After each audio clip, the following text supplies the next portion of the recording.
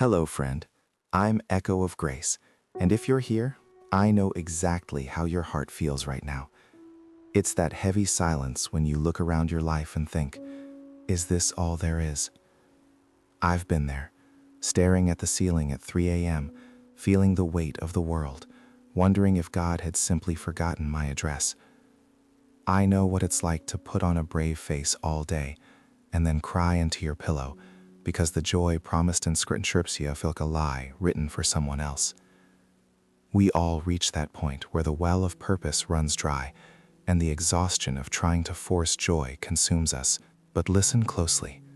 That feeling, that deep, quiet desperation, is not a failure. It's actually a sacred invitation. It's your soul telling you that the map you've been using is incomplete. We are talking today about activating the promise of John 10:10, the promise of life and life to the full. Most people treat this verse like a distant, beautiful ideal they hope to stumble upon someday. They pray for abundance, but they never prepare the soil. You see, the secret formula isn't just about reciting a powerful prayer. It's about aligning your inner landscape with the divine promise. Think of your life as a vast, rich field. Jesus promised the harvest, the abundance. But if the field is overgrown with weeds of worry, comparison, and self-doubt, the seed of purpose, even divine purpose, can't take root and flourish. We need to become intentional farmers of our own souls. That's the process of preparation we must undertake. And the very first mistake we make, the one that keeps our field barren and our life feeling purposeless, is what I call the illusion of perfect timing. We convince ourselves that we need the perfect job, the perfect partner, or the perfect amount of money before we can start living that abundant life. We wait for the lightning bolt moment of purpose to strike us from the sky, believing that once everything aligns, then we will finally be worthy of joy. And while we wait, we are essentially refusing to plant the seeds that are already in our hands. I remember years ago when I felt completely directionless and utterly useless. I thought, when I finally get that big promotion, then I will start helping people and living my purpose. That was my lie. That's the trap that steals our current joy. Abundance doesn't wait for your circumstances to be ideal. It starts in the small, seemingly insignificant acts of grace and intentionality you perform right now, today. Waiting for the perfect time is just procrastination disguised as prudence. Are you truly hearing this? Because this is where the effort begins. We have to stop postponing our purpose until some future mythical date. The field must be tilled today. I know that sounds easy to say, but incredibly hard to do when you feel emotionally, physically, and spiritually exhausted. Trust me, I spent years hiding behind my own excuses, telling myself I wasn't qualified or ready to claim that abundant life. I felt like a fraud just reading John 10:10. But the abundant life isn't about being perfect. It's about being present and courageous enough to start where you are. This realization leads us directly to the second critical component of activating this prayer, which is often misunderstood as a sign of weakness. It is in fact the most powerful tool for clearing the toxic weeds from your field, the sacred art of radical acceptance.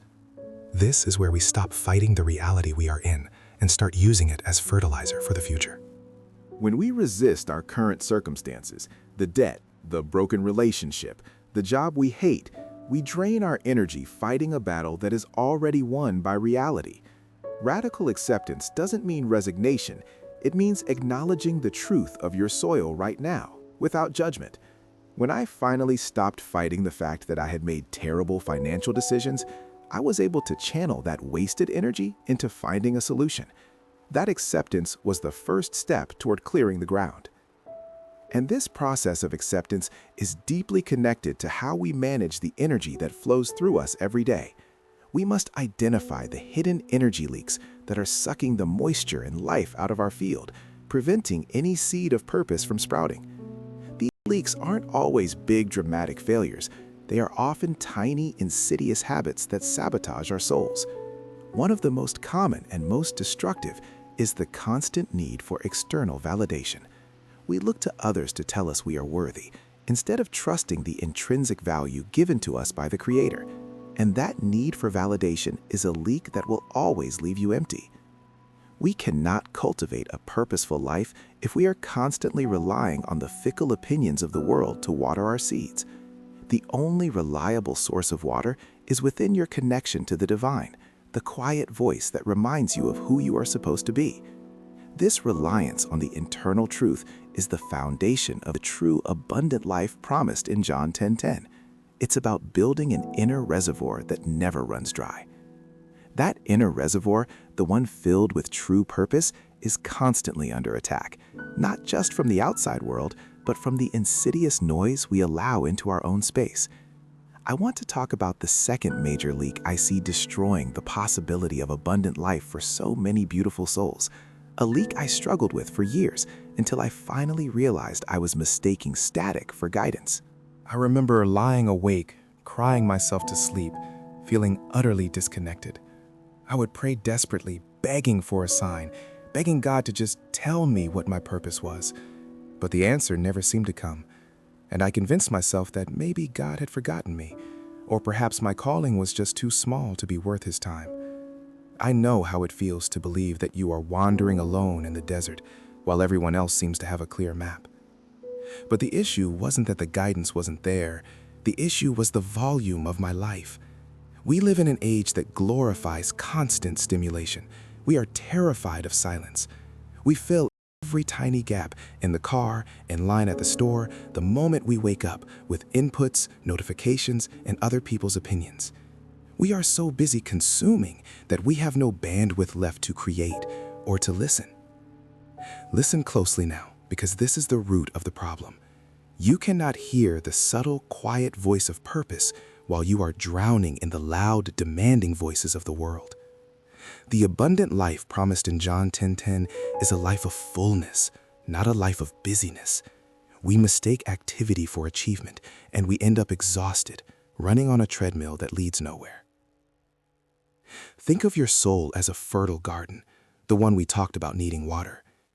If you constantly throw toxic seeds of distraction, endless scrolling, comparing your life to highlight reels, consuming media that promotes fear, you are actively pulling the life force away from the good seeds of purpose that God planted there. The most essential discipline for activating abundance is the discipline of weeding.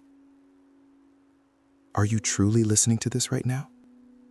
Because most people skip this step, thinking it's too simple. Weeding means intentional stillness. It means carving out small, non-negotiable pockets of silence where the only voice you allow to speak is your own inner wisdom, guided by the Holy Spirit. This doesn't require a 3-hour meditation retreat. It might just mean leaving your phone in the kitchen for the first 15 minutes of your morning, or driving in silence instead of immediately turning on the podcast. The resistance to silence is often profound because silence forces us to confront the parts of ourselves we are trying to outrun. We fear the quiet because we fear what our own hearts might tell us, the truth about that relationship we need to end, the career path we need to leave, or the forgiveness we desperately need to offer. I fought silence for years because I didn't want to admit how much pain I was carrying. But the moment I stopped running and just sat with the discomfort, the divine clarity began to seep in. And this clarity leads directly to the third great sabotage, one that ties directly into our energy management. Even if you manage to find internal stillness and hear the voice of purpose, that purpose requires energy. It requires fuel. But so many of us are living with a massive energy leak that is completely physical and relational. We are giving our most precious resource, our vitality, our chi, our very life force, to people and situations that do not honor our abundance. This isn't about being selfish. It's about recognizing that you cannot pour from an empty cup, and you certainly cannot water your abundant garden if the hose is constantly spraying water onto your neighbor's pavement. The abundant life demands sacred boundaries. We often feel compelled by guilt or obligation to say yes to every request, every commitment, every needy person who crosses our path, believing this is what service looks like. But service without boundaries leads to burnout. And burnout is the opposite of abundance. It is poverty of the soul. The secret formula for activating John 10:10 requires a fierce, loving protection of your energy. This means learning to say no without apology to anything that drains your spiritual, emotional, or physical reserves without offering corresponding fulfillment or alignment with your purpose. And this is where the vulnerability comes back in.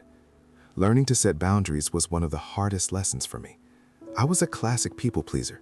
I felt like if I said no, I was letting God down or letting my friends down.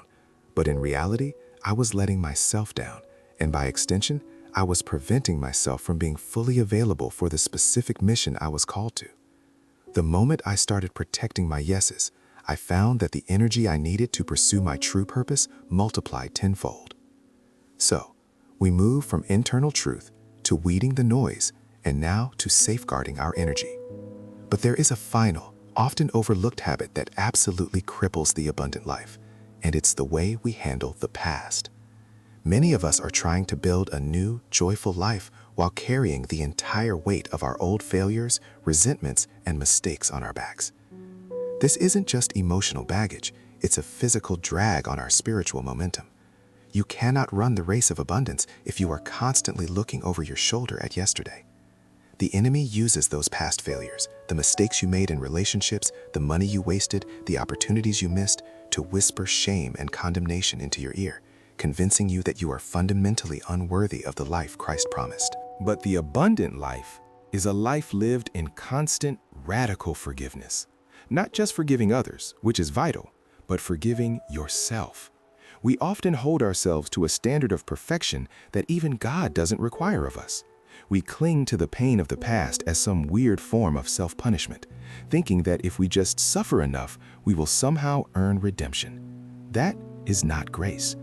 Grace is the free gift that wipes the slate clean. If you want to activate the abundance prayer, you must practice the habit of leaving yesterday and yesterday. Every morning is a fresh start, a new seed planted in that fertile inner garden. If you keep digging up the seed from the day before to check if it's growing, you will destroy its potential. This practice of radical self-forgiveness is the lubrication that allows the wheels of purpose to turn smoothly. It gives you the lightness required to step into the fullness of who you are meant to be. If you are struggling with a persistent feeling of unworthiness right now, take a deep breath and hear this truth. Your past mistakes do not define your future purpose.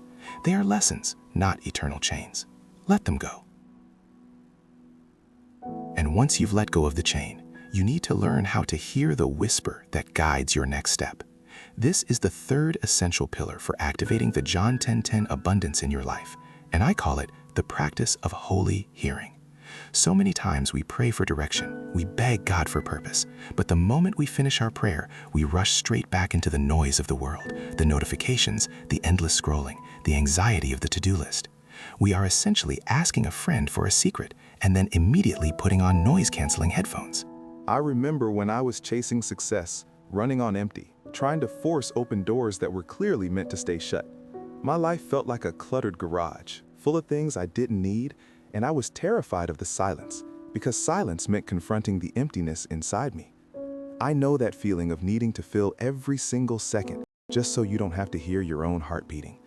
But the abundant life, the one promised in John 10:10, demands space.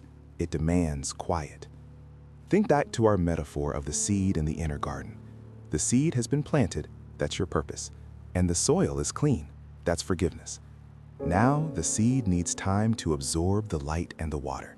It needs to be undisturbed. Holy hearing is the practice of carving out 10 or 15 minutes a day, not necessarily to pray to God, but to sit and wait for God. It's the difference between talking at the universe and listening for the instruction. Are you truly listening for the instruction right now? Or are you just waiting for me to give you a quick fix? Because there is no quick fix here. This is a commitment to stillness. This isn't about dramatic visions or booming voices. Usually, it's a gentle nudge, a deep sense of peace about a choice, or a persistent, quiet idea that keeps returning to you. That idea, that persistent whisper, is often the map to your abundance. Furthermore, holy hearing requires us to remove the internal critics that try to shout down that whisper. The devil is often called the accuser, but sometimes the loudest accuser is the voice you hear in the mirror. You might hear the whisper saying, "Start that business," or "Reach out to that estranged family member," and immediately your internal critic screams, "You are not qualified," or "You will fail again." This is where the abundance is choked.